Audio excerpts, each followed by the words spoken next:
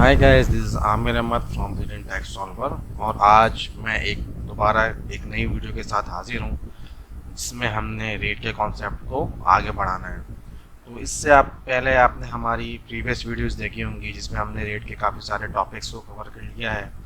और आज का जो हमारा टॉपिक है वो आपने जब टाइटल देखा होगा तो आपको समझ में आ गया होगा कि रेट 6 को हमने डिस्कस करना है।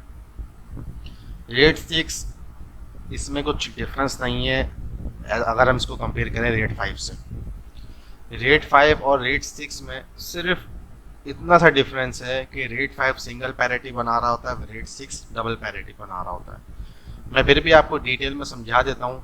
आपको ये बेसिक कॉन्सेप्ट देने का मकसद ये था कि आपको ये समझ में आ जाए कि रेट्स 5 और रेट 6 में क्या डिफरेंस है। ज़्यादा डिफरेंस नहीं है।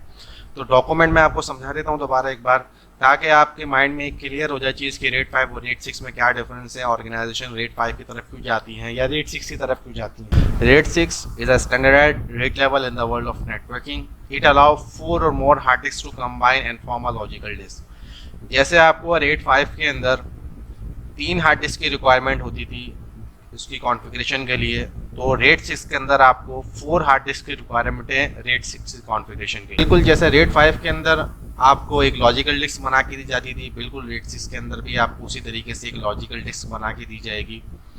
और जैसे आपको रेट 5 के अंदर फॉल्ट टॉलरेंस मिलता था, वैसे आपको इसके अंदर भी फॉल्ट टॉलरेंस मिलेगा और एच भी मिलेगा। इसके अंदर हमारे पास डबल पैरिटी की रेट हो रही थी। For example, if you attach 4 1 TB disk and combine them, configure them with RAID 6.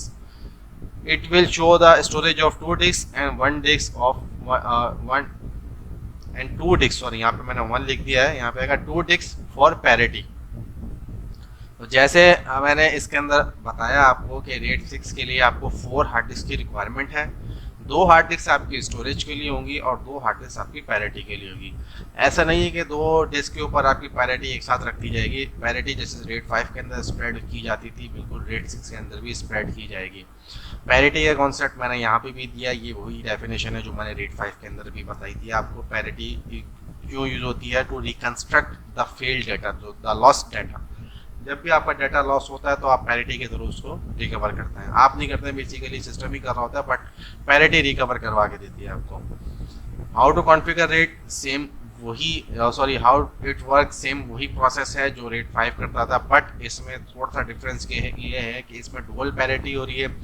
तो डुअल पैरिटी क्या करता है, जैसे आप यहाँ पे वीडियो के अंदर देख सकते हैं, यहाँ पे स्क्रीनशॉट अटैच है। स्क्रीनशॉट में यहाँ पे ब्लॉक 1A और 1B, उसके बाद B1 की पैरिटी और B1 की पैरिटी, ये एक तरीके से स्ट्रिपिंग भी हो रही है और आपके पास पैरिटी भी आ रही है।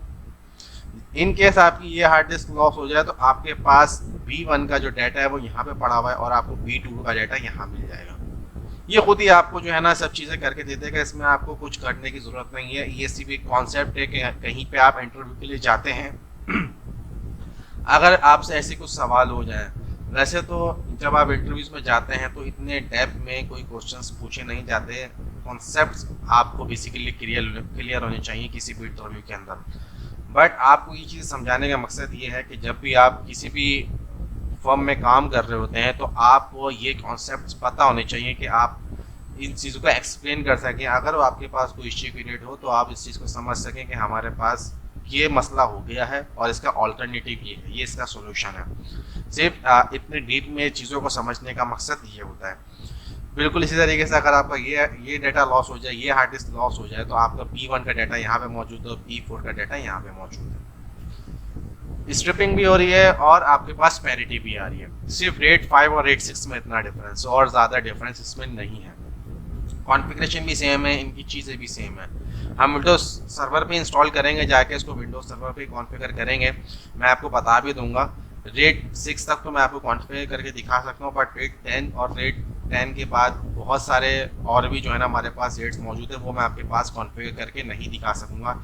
मैं सिर्फ रेट 10 तक की वीडियो बनाऊँगा और रेट 10 भी जो मैं बनाऊँगा वो आपको कॉन्फ़िगर करके नहीं दिखा सकता, क्योंकि मेरे पास यहाँ पे इतने रिसोर्सेज नहीं है। मैं एक ऑफिस में बैठ के वीडियो बना रहा हूँ एक अपने लैपटॉप के ऊपर, तो मेरे पास जो रिसोर्सेज अवेलेबल है फ़िलहाल मेरा लैपटॉप है।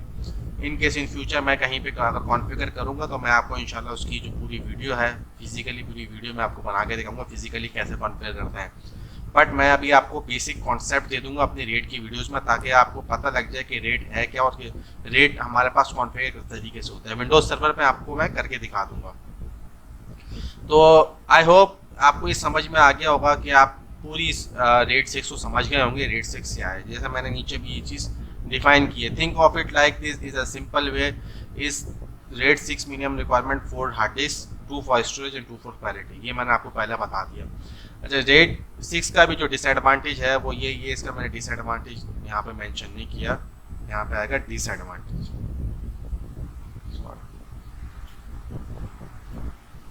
इसका डिसएडवांटेज भी यही है कि ये 50% जो है वो यूटिलाइज कर रहा होता है, कंज्यूम कर रहा होता है आपकी कैपेसिटी को, जो मिररिंग में हो रहा था। सेम ये वही है। इसी वजह से जो ऑर्गेनाइजेशन है वो ज़्यादातर इसको यूज़ नहीं करती। वैसे ऐसा बहुत ही रेयर केस होता है कि आप किसी ऑर्गेनाइजेशन में काम कर रहे हैं और वहाँ पर रेट 5 कॉन्फ़िगर हो और 2 हार्ड डिस्क फेल हो जाएं। ऐसा बहुत ही रेयर केस होता है। मुझे 7 साल हो गए तकरीबन काम करते हुए, 8वां साल है मुझे इस फील्ड के अंदर। मैंने आज तक इस तरीके से नहीं देखा कि आपके पास 2 hard disk at a time fail हो जाए। कोई एक हार्ड डिस्क फेल हो जाती है, उस पर आप उसको चेंज कर दें और चेंज करने के बाद आपका डाटा दोबारा से रीबिल्ड हो जाता है। एक साथ बहुत ही कोई मतलब रेयर केस होता है कि 2 हार्ड डिस्क फेल हो जाए, लेकिन फिर भी जो एडमिनिस्ट्रेटर होता है वो इस चीज़ को मेक श्योर करता है कि डेटा हमारा फिर भी लॉस ना हो। अगर आपके पास 2 हार्ड डिस्क भी फेल हो जाती हैं तो उसका बैकअप क्या होता है, उसका हम बैकअप ये करते हैं कि जो हमारे पास रेट पे ऊपर डाटा मौजूद है, हम अलग से एक स्टोरेज या सैन या नेस वगैरह लगाते हैं, और जो हमारे पास सर्वर के ऊपर डाटा होता है उस डाटा को हम नेस सैन के ऊपर कॉन्फ़िगर कर देते हैं। और आज के दौर में तो नेस सैन भी बहुत कम लोग लगाते हैं। ज़्यादातर क्या करते हैं, वो एक क्लाउड स्टोरेज परचेज करते हैं और क्लाउड स्टोरेज के ऊपर अपना डाटा जो है ना वो मूव कर रहे होते हैं। तो इस तरीके से होता है। इसलिए जो ज़्यादातर होता है रेट 5 ही मेजॉरिटी लोग यूज़ करते हैं। रेट 6 की तरफ भी कोई नहीं जाता, रेट 10 की तरफ भी कोई नहीं जाता। मेजॉरिटी लोग जो है वो मेजॉरिटी जो ऑर्गेनाइजेशन हैं वो रेट 5 ही यूज़ कर रही होती हैं, और जो बैकअप्स पे हमारी चीज़ें बन रही होती है वो अलग की रेट हो रही होती है बैकअप्स के ऊपर। तो इनके साथ आपकी अगर 2 हार्ड डिस्क भी फेल हो जाती हैं, एक मतलब बहुत ही कोई, मैं आपको बता रहा हूँ, बहुत ही कोई रेयर केस होता है। मैं काफ़ी बारी 2 से 3 बार ये बात बोल चुका हूँ कि बहुत रेयर केस होता है कि आपके पास 2 हार्ड डिस्क फेल हो जाए, वरना एक हार्ड डिस्क फेल होती है उसके ऊपर आप रीबिल्ड कर लेते हैं। उसके अलावा मैंने आपको बता दिया अगर 2 हार्ड डिस्क फेल भी हो जाती है तो एडमिनिस्ट्रेटर क्या करते हैं, बैकअप के ऊपर आपके पास क्लाउड के ऊपर या नेस सैन के ऊपर आपके पास यहाँ पे बैकअप मौजूद होता है। तो आई होप आज की वीडियो आपको पसंद आई होगी, आपको कुछ ना कुछ नया सीखने को मिला होगा। अगर ऐसा है तो काइंडली हमारी वीडियो को लाइक, सब्सक्राइब एंड शेयर करें और बेल आइकन को प्रेस करें ताकि जो हमारी न्यू आने वाली वीडियोस हैं उसकी अपडेट्स आपको मिल सके। Thank you, thanks for watching.